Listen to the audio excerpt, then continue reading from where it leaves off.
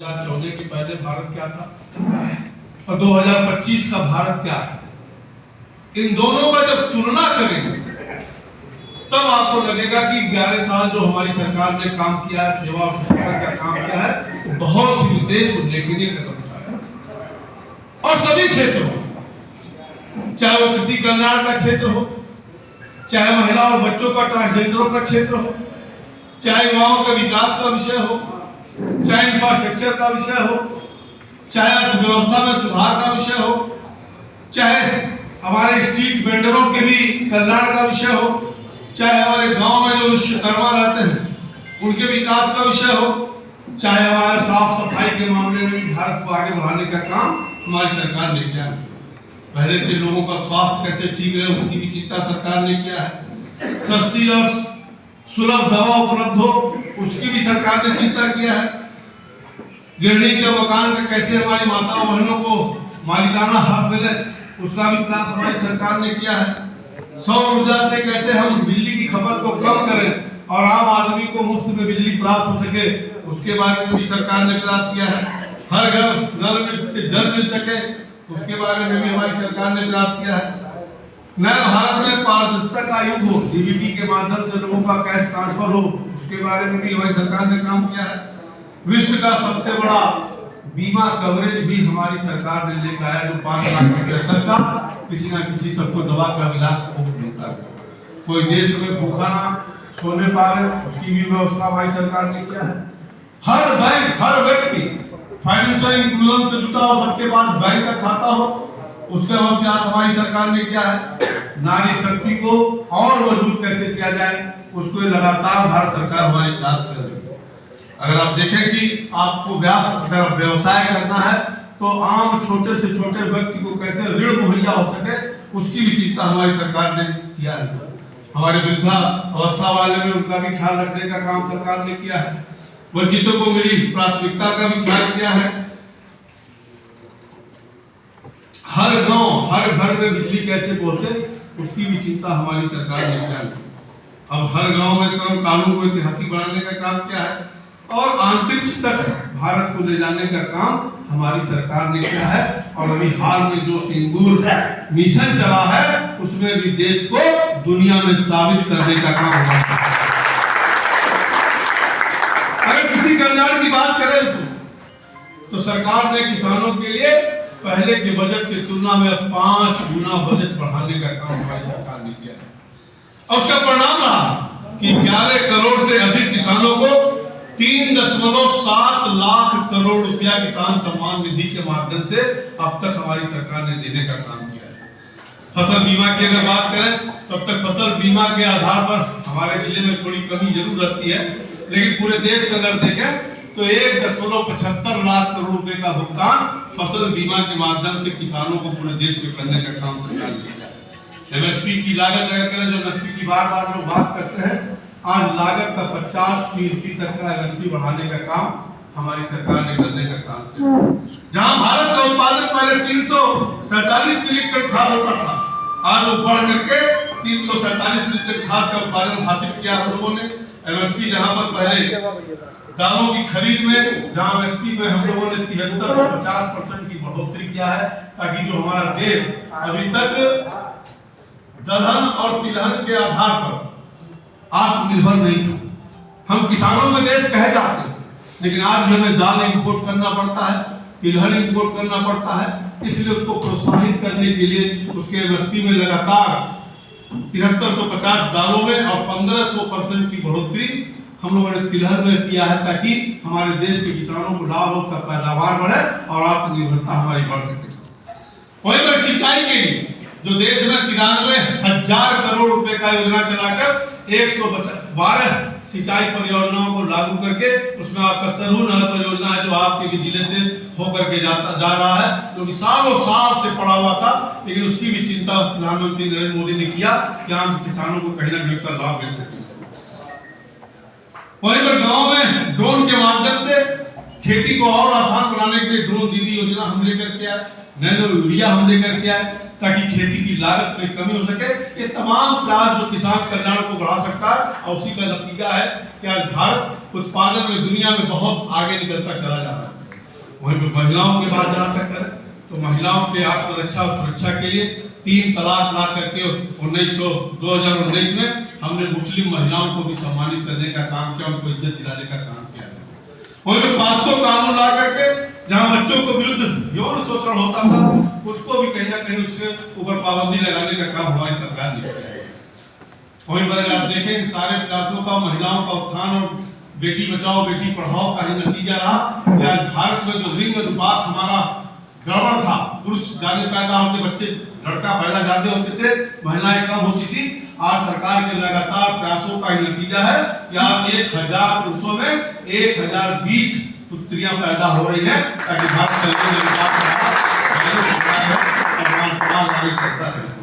वहीं पर नारी शक्ति बंधन के हिसाब से हमने जो बिल पास किया, जो सालों साल से पेंडिंग पड़ा था, आज उस बिल को पास करके 35% का अधिकार महिलाओं को भी समाज में और विधानसभा लोकसभा में निर्णय लिया है। भारतीय जनता पार्टी के नेता नरेंद्र मोदी ने लेने का काम किया।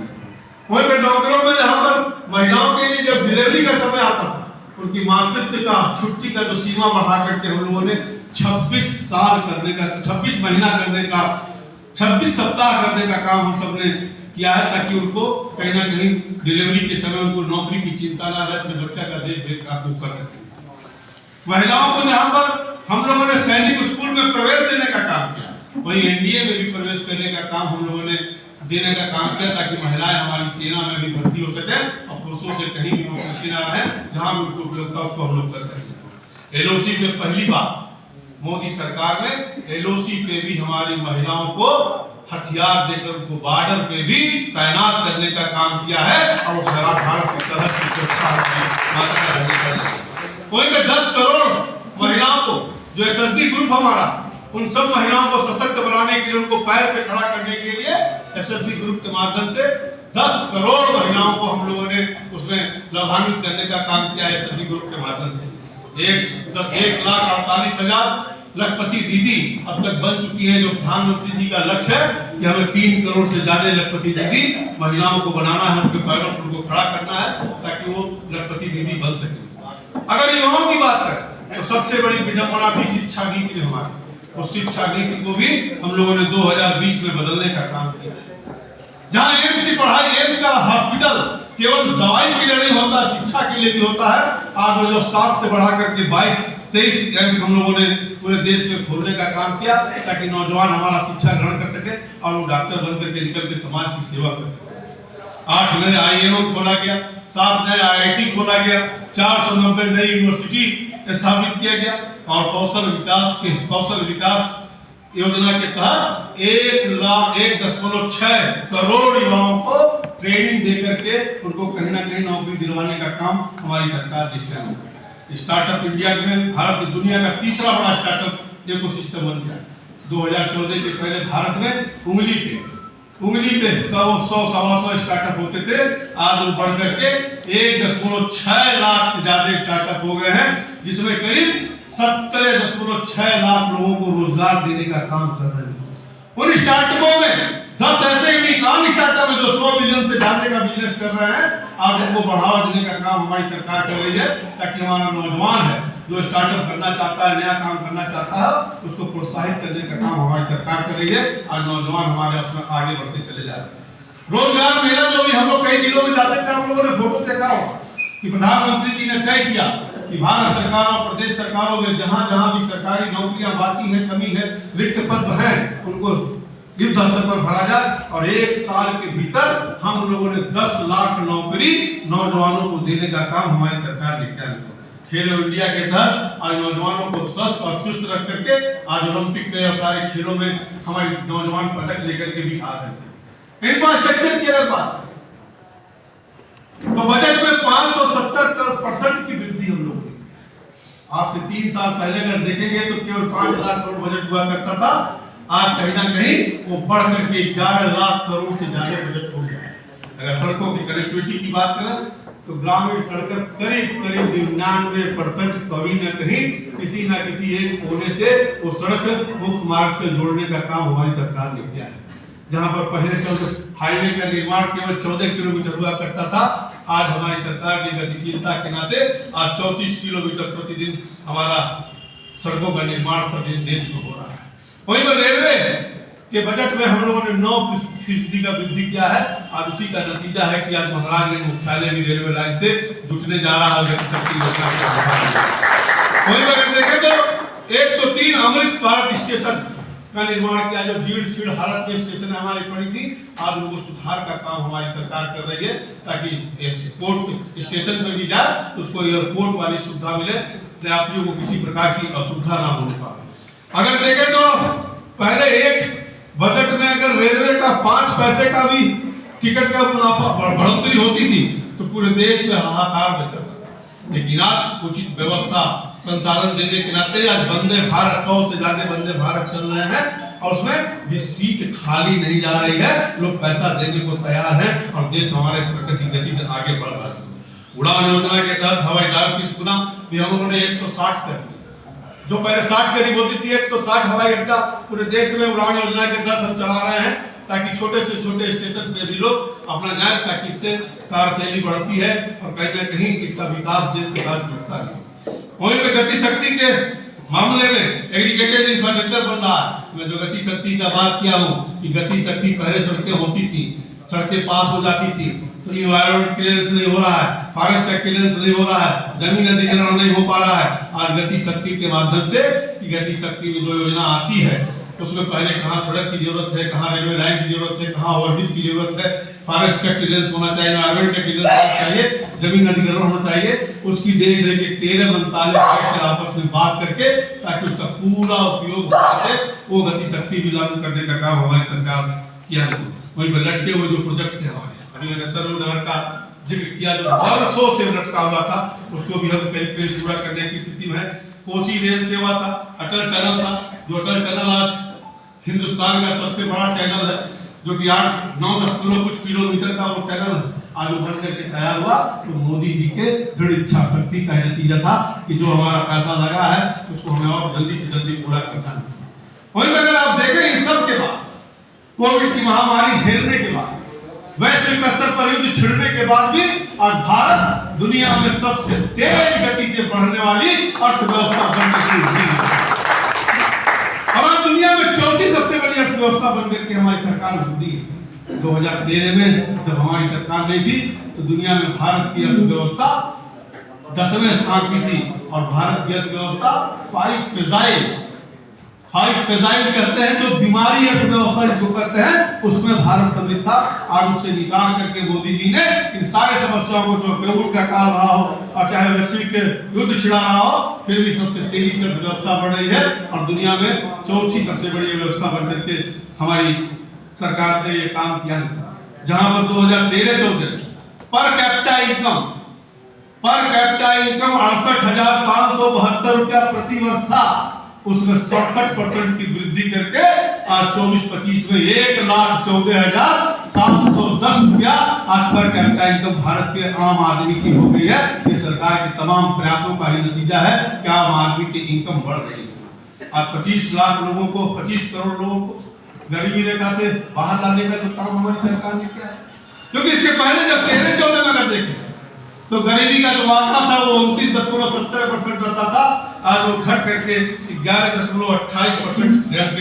अब हमारी गरीबी रेखा के नीचे है और सरकार प्रयास कर रही है कि बहुत जल्दी उसको भी हम निश्चित तौर से गरीबी रेखा से बाहर करें और उसी का नतीजा है कि अगर आप देखें तो प्रधानमंत्री जी का जो सोच, अभी हम लोग की 3-4 दिन पहले काउंसिल की बैठक में ये समीक्षा हो रही थी कि देश में 136 एक्सेप्शनल डिस्ट्रिक्ट हम लोगों ने चयन किया प्रधानमंत्री जी कि जो देश के एवरेज से जो डिस्ट्रिक्ट पीछे रह गए हैं, जो 10 हमारे 15-20 62 पॉइंट्स हैं, इस 62 पॉइंट्स में जिले जो पीछे रह गए हैं उनको कैसे हम देश के स्तर पर लेकर आए, उसके लिए हम सबकी ड्यूटी रखी थी। उसकी भी समीक्षा हुई, जो मंत्री नहीं गए थे उनका भी नाम सामने आया है। अब एक्सपेशनल डिस्ट्रिक्ट लिया गया, एक्सपेशनल ब्लॉक लिया गया, जो 650 से ज्यादा ब्लॉक है। आपके जिले में भी 6 ब्लॉक है जो एक्सपेशनल ब्लॉक है, जहां पर देश जिले के पारी मानकों के अनुसार उस ब्लॉक में उस कमी को पूरा करने का काम, क्योंकि प्रधानमंत्री जी का सोच है कि जब तक देश के सभी भूभाग, सभी जिले, सभी ब्लॉक, सभी तहसील अगर संपन्न नहीं होंगे, भारत के एवरेज से नहीं चलेंगे, तो विकसित भारत का जो लक्ष्य है वो लक्ष्य प्राप्त नहीं होगा। अगर आप देखें तो विदेशी मुद्रा जो देश की एक ताकत होती है, विदेशी मुद्रा का रिजर्व रखा जाता है कि अगर कोई ऐसी घटना दुर्घटना हो जाए कि देश ठप हो जाए, फिर भी हमें विदेश से जो इंपोर्ट हम करते हैं आवश्यक चीजें, उसके लिए जहां हमारे पास 13-14 में जहां $300 मिलियन हुआ करता था, आज इन सब संकटों के बाद भी आज हमारे विदेशी मुद्रा का भंडार $700 मिलियन आज भी बरकरार है। अगर देखें जो एफडीआई विदेशी निवेश आता था, वो जहां पर 13-14 में हमारे पास $325.58 मिलियन आता था, आज सशक्त सरकार के नाते, स्थायी सशक्त सरकार के नाते, निर्णय लेने वाली सरकार के नाते आज एफडीआई भारत में बढ़ करके $667.74 बिलियन हो गया है। तो ये कहीं ना कहीं सरकार के कार्यों का सराहना का एक मोहर लगता है, इसमें दुनिया के लोग आज भारत में निवेश करने आ रहे हैं। अगर आप देखें तो टैक्स पेयर जो पहले 6.51 करोड़ केवल देश में हुआ करते थे, लेकिन टैक्स नीति में सुधार करने के नाते, इनकम टैक्स में फेसलेस करने के नाते आज वो टैक्स पेयरों की संख्या 127% बढ़ करके 15.66 करोड़ लोग आज देश में टैक्स के लिए रिटर्न भरते हैं। टैक्स अभी नहीं देते हैं, टैक्स अभी मात्र 2-3 करोड़ लोग ही देते हैं, लेकिन आज अपना वो भरते हैं, वो पहले 15 करोड़ से ज्यादा लोगों ने किया। अगर आप देखें तो 70% जो कर होता था, इनकम टैक्स से इनकम होता था, आज वो चाणक्य नीति है ना कि भौरा फूल से वैसा मधु निकालता है कि फूल को भी पता ना लगे।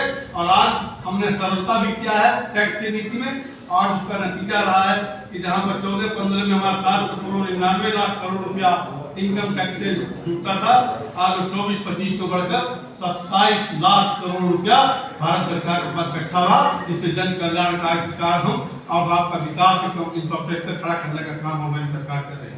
जीएसटी जब लागू तो जीएसटी में जहां पर 17 टैक्स, 13 सेस और सरकार समिति था, उन सबको एक में समाहित करके वन नेशन वन टैक्स के आधार पर जीएसटी लागू किया और बड़े सफलतापूर्वक जीएसटी काम कर रहा। तो पिछले महीने में 2,10,000 करोड़ का जीएसटी कलेक्शन हमारे देश में हुआ है, जिससे हम गरीबों की सेवा कर पा रहे हैं। वहीं पर देखें अगर आप तो जो स्ट्रीट वेंडर की मैंने बात किया, किसी सरकार ने भी कभी भी ठेला खुर्चा को चिंता नहीं किया था, प्रधानमंत्री जी ने ठेला खुर्चा वालों की भी चिंता करने का काम किया। विश्वकर्मा के लिए मैंने कहा कि 13,000 करोड़ रुपया अब तक वहां पर दिया गया है कि जो विश्वकर्मा कारीगर हमारे परंपरागत कारीगर हैं, उनको भी रोजगार करने का अवसर दिया गया, उसके लिए भी हमारी सरकार ने काम किया। वहीं पर सस्ती सुलभ दवाओं के लिए जहां 15,000 से अधिक जन औषधि केंद्र खोला गया है, जहां 50% से लेके 80% तक सस्ती दवाइयां प्राप्त होती हैं। आज उसके नाते करीब 38,000 करोड़ रुपया देश की जनता के पॉकेट से निकलने से हमने रोका है, उनका बचत हुआ है 38,000 करोड़ रुपया। वहीं पे स्वच्छ भारत अभियान में जिस प्रकार से शौचालय बना, आम जन के अंदर जागरूकता पैदा किया, आज कहीं ना कहीं देश उसमें भी हमारा एक नया कीर्तिमान स्थापित कर रहा है।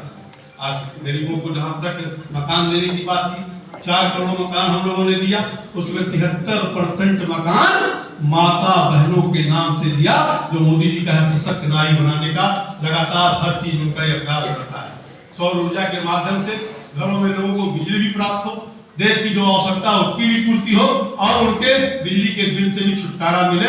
आज 300 यूनिट तक उनको मुफ्त में बिजली देने की योजना सौर ऊर्जा के माध्यम से किया जा रहा है। आज हर घर नल का योजना अभी चल रहा है, अभी कंप्लीट नहीं हुआ, लेकिन 19 में जहां 3.23 करोड़ घरों में नल से जल जाता था, आज 24-25 में 15.64 करोड़ों में हर घर नल की योजना के तहत नल से पानी उनके घर में देने का काम सरकार कर रही है।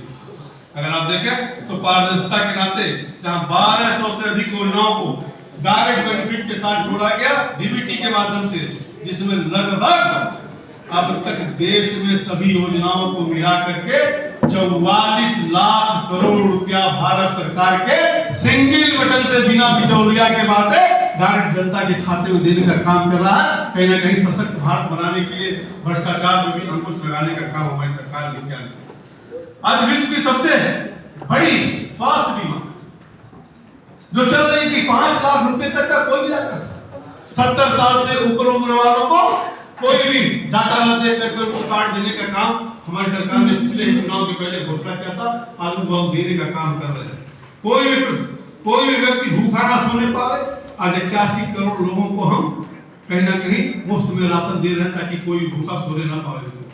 बैंकिंग इदारा हम देखिए तो 55.44 करोड़ लाभार्थी जनधन खाता से खाता खोले और उसमें से 55.7 से अधिक खाता महिलाओं के नाम से, जिसमें 80% से अधिक परिवारों को फार्मर वित्तीय एक्सप्रेशन दिया जा रहा है।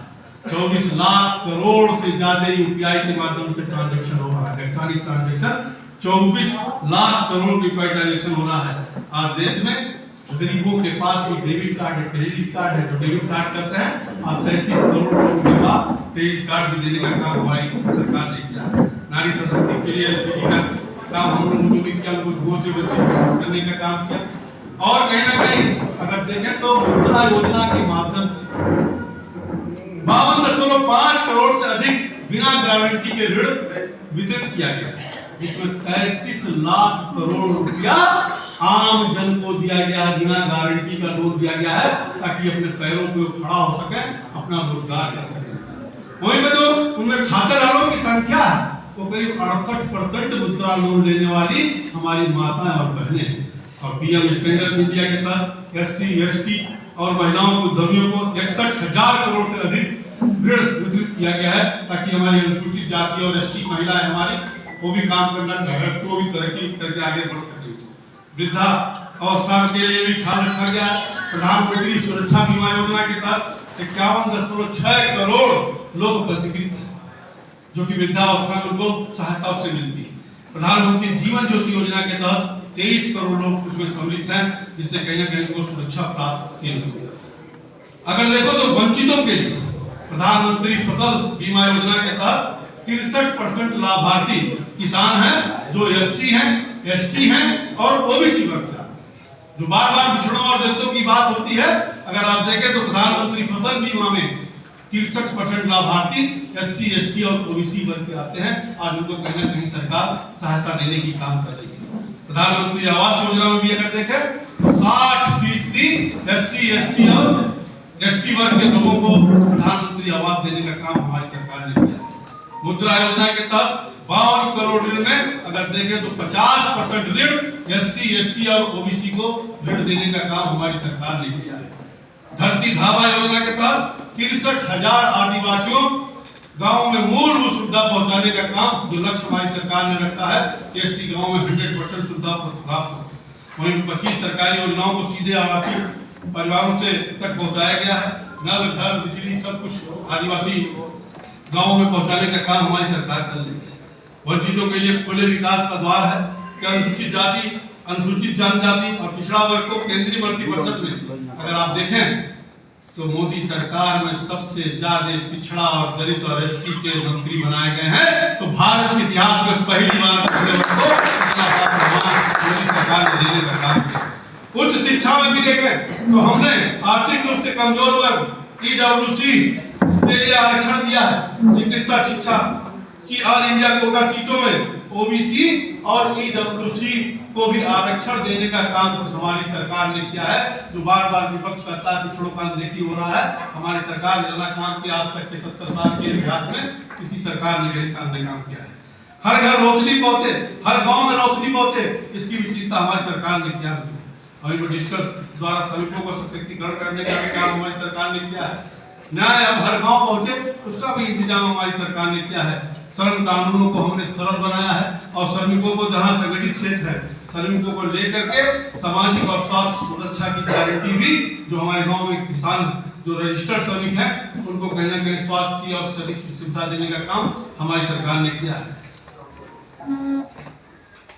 अगर देखें तो हमने चंद्रमा में चंद्रयान मिशन 3 द्वारा चंद्रमा में दक्षिणी बिंदु पर पहुंचने वाला पहला देश भारत बना। मित्रों, पहला देश आदित्य L1 जो 2023 में प्रक्षेपण कर इसरो विश्व का तीसरी सोलर ओवरसीड शक्ति बनी थी, उसमें भारत सम्मिलित था। 2018 में लॉन्च किया गया गगन मिशन जो मानव युक्त अंतरिक्ष अन्वेषण में भारत की पहली शुरुआत थी।